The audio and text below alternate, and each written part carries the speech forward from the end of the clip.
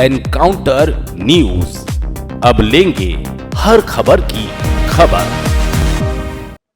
इंदौर में पिछले दिनों एक युवती की पार्टी के दौरान गोली लगने से वह घायल हो गई थी और अस्पताल में उसकी मौत हो गई थी। उसके बाद उसके 3 साथी उसे अस्पताल में भर्ती कर फरार हो गए थे। इलाज के दौरान युवती की मौत हो गई थी। इस मामले में फरार तीनों साथियों पर पुलिस ने 10-10 हजार रुपए का इनाम घोषित किया है।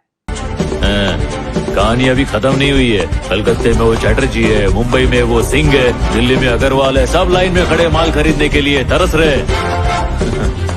अपने पास जो चीज है ना, वो दुनिया में किधर भी नहीं मिलती, सिर्फ अपने इलाके के जंगल में मिलती है। और ऐसी क्वालिटी और किधर भी नहीं है। तो जब माल अपने पास है तो हम उनके आगे भीख काहे को मांगे? अपन मुंह फाड़ के पैसा लेंगे। मार्केट में कंपटीशन।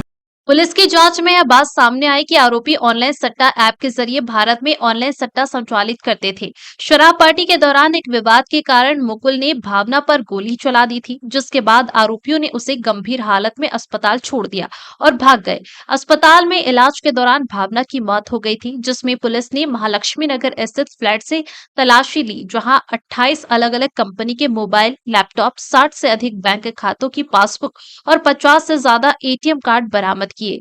इसके अलावा पुलिस ने हत्या में इस्तेमाल पिस्तौल और जिंदा कारतूस भी बरामद किए हैं। पुलिस के अनुसार भावना सिंह मूल रूप से ग्वालियर की रहने वाली थी और वह इंदौर में ब्यूटिशियन का कोर्स करने आई थी। हत्या के बाद आरोपी हिमाचल प्रदेश के कुल्लू जिले के कसौल में छिप गए थे, लेकिन पुलिस की सटीक कार्रवाई से उन्हें गिरफ्तार कर लिया है। इंदौर से एनकाउंटर न्यूज की रिपोर्ट। दिनांक 21 मार्च को लसुड़िया थाना क्षेत्र में एक महिला को गोली मारकर हत्या करने की सूचना प्राप्त हुई थी, जिस पर से पुलिस के द्वारा तत्काल ही मामला पंजीबद्ध करके उसमें 302 धारा का इजाफा किया गया था।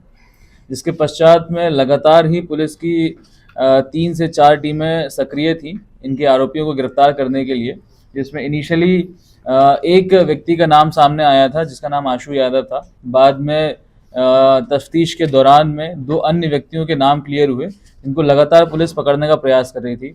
काफ़ी सारे सीसीटीवी फुटेजेस, टेक्निकल सर्विलांस और अन्य मुखबिर सूचनाओं के माध्यम से जब इन लोगों को तलाश करने का प्रयास किया गया, तो इनके जो पुश्तैनी घर थे, जो इनके जहाँ के रहने वाले थे, इन सभी जगह पर जा करके पुलिस की टीम के द्वारा दबिश दी गई, जहाँ पर इनके कोई भी परिवार वाले नहीं मिले।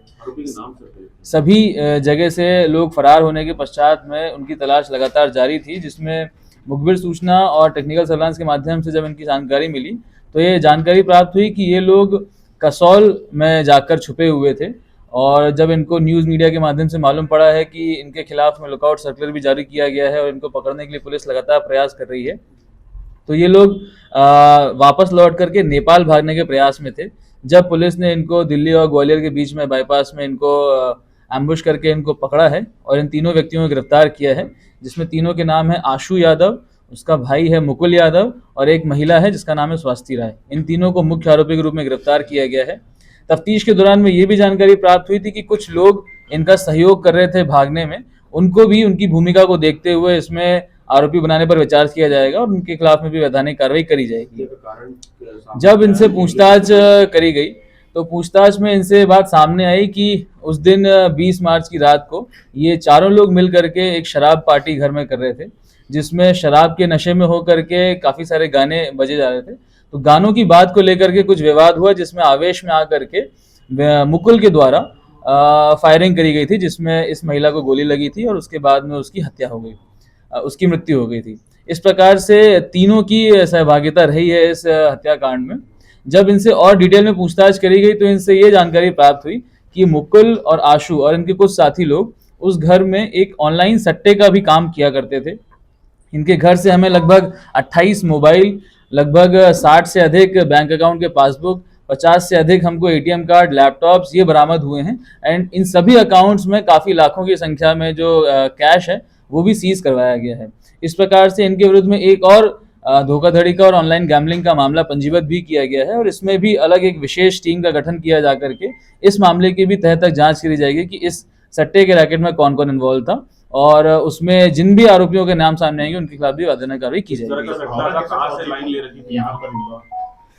भावना एक ग्वालियर की रहने वाली लड़की थी जो कि अपने मित्र के साथ में इंदौर आई थी। यहाँ पर मेकअप आर्टिस्ट का कोर्स करना चाहती थी। स्वास्थ्य से पूर्व से परिचित होने के कारण वो इंदौर आई थी, यहाँ पर रह करके कोर्स की जानकारी इकट्ठित कर रही थी। इनके पास क्यों आए थे सर फ्लैट में? स्वास्थी चूंकि भावना की मित्र रही है तो पार्टी करने के उद्देश्य से यहाँ पर इनकी फ्लैट पर आई थी। ये ऑनलाइन सट्टा जो आप बता रहे हैं सर, ये कहाँ से इन्होंने लाइन ले रखी है और किस तरह से ये लोग? जी, इनसे जो प्रारंभिक पूछताछ हुई है उसके माध्यम से ये मालूम पड़ा हुआ है कि टेलीग्राम और कई अन्य सोशल मीडिया प्लेटफॉर्म के माध्यम से इनको कुछ ऑनलाइन गैम्बलिंग वेबसाइट्स के बारे में मालूम पड़ा है, जहां पर ये लोग एक पूरा फैसिलिटेट करने का काम कर रहे थे। लोगों से अकाउंट में पैसा लेना, उनको पॉइंट्स देना, उसके बाद में सट्टा जीतने पर उनके अकाउंट में पैसा डलवाना, इस प्रकार से पूरा मैनेजमेंट ये लोग कर रहे थे। अभी इस मामले में भी विस्तृत रूप से जांच की जानी है, कितना पैसा जिसमें फ्रीज करवाया बैंकों में? अभी 60 अकाउंट से ऊपर बैंकों को लेटर लिखा गया फ्रीज करने के लिए। उन सभी अकाउंट में कितना पैसा है इसकी जानकारी आना भी शेष है, परंतु काफी भारी मात्रा में कैश उसमें भी सीज होने की संभावना है। सर कुछ दूसरे फ्लैट के अंदर पांच लोग रह रहे थे सर, मगर टीम कैसे आ गई? वो जिस फ्लैट में ये घटनाक्रम हुआ था उसमें उसका रेंट एग्रीमेंट उनके मालिक से पता लगाया गया, तो उसमें 5 लोगों के रहने का पता चला था, परंतु 2 लोग जो उस समय उस घटना के दौरान वहां पर उपस्थित नहीं थे, इस प्रकार से उनकी भूमिका को अभी जांच में रखा गया है। सर फायर कितने हुए थे वहां पर? घटनाक्रम के दौरान में एक फायर होना बताया गया है। घटनास्थल से एक देसी पिस्टल भी जब्त करी गई है एंड 2 भरी हुई मैगजीन्स जब्त करी गई हैं। भारी संख्या में जो राउंड्स हैं वो भी जब्त किए गए हैं। तो इसके साथ साथ में मोबाइल्स और लैपटॉप्स और काफी सारे जो फॉरेंसिक एविडेंसेस हैं उसको घटनास्थल से जब्त किया गया है। सट्टे का काम कब से कर रहे थे? ये लगभग अभी प्रारंभिक पूछताछ में पिछले 6-7 महीनों से इनके द्वारा ये काम करना बताया गया है, और पहले ये लोग आईटी कंपनी टास्कस में और टेली परफॉर्मेंस में काम करने का बता रहे थे। सर ये पिस्टल कहाँ से लाए थे, कुछ इन्होंने बताया? अभी इसके संबंध में उनसे पूछताछ जारी है। जिन भी लोगों के माध्यम से उनको ये पिस्टल मिली है उनकी तलाश जारी है, उनको भी इसमें आरोपी बनाया जाएगा। सर ये गुमराह करने का प्रयास तो नहीं कर रहे, गाने की मामूली सी बात पर गोली मार दी। देखिए, इन्होंने पुलिस को गुमराह करने का प्रयास भागने के दौरान में कई बार किया था। अलग अलग जगह जा करके अलग अलग साधन का उपयोग करके पुलिस को भटकाने का प्रयास कर रहे थे, तो भागने के दौरान में इन्होंने गुमराह करने का प्रयास किया है। सर ये आशु के क्या विदेश में भी कई कार मिले हैं, दुबई या यहाँ पर ऑनलाइन गेमिंग को लेकर? अभी तक की जो जानकारी सामने आई है, पूर्व में मुकुल और आशु दोनों ही संभवतः विदेश की यात्रा कर चुके हैं। इनके तारों के संबंध में अभी तक जांच की जा रही है। किस कंट्री में गए थे? अभी इसकी जांच की जा रही है। सर क्या रूट रहा बैंक का फरार होने का, किस तरह से इंदौर से निकले? जी, इंदौर से पहले तो ये कैब के माध्यम से और फिर बस के माध्यम से ये लोग भोपाल गए थे। भोपाल से जाने के बाद में इन्होंने एक गाड़ी का इस्तेमाल किया, बस का इस्तेमाल किया। वहाँ से जा कर के ये ग्वालियर रूट लेते हुए ये लोग कसौल तरफ भागे थे और कसौल में जाकर के छुपे हुए थे ये लोग। जब ये जानकारी उनको लगी कि पुलिस के द्वारा उनकी तफ्तीश की जा रही है और लगातार प्रयास किया जा रहा है पकड़ने का, तो कसौल से वो लोग भागने का प्रयास कर रहे थे नेपाल जाने के लिए। जब उनको रास्ते में इंटरसेप्ट करके पुलिस ने उनको गिरफ्तार किया। सर इन्होंने रास्ते में कैश यूज किया था या कहीं से कैश इन्हें मिल रहा था? चूंकि ये लोग इनके पास में बैंक अकाउंट की कमी नहीं थी, तो कई एटीएम से लेकर के गए थे। उन्हीं एटीएम का इस्तेमाल करके ये लोग कैश निकाल रहे थे। इनके पास कई मोबाइल भी थे, उन्हीं मोबाइल का इस्तेमाल करके ये लोग बातचीत कर रहे थे। इस कारण से इनको पकड़ना एक और चैलेंज था। Thank you. एनकाउंटर न्यूज, अब लेंगे हर खबर की खबर।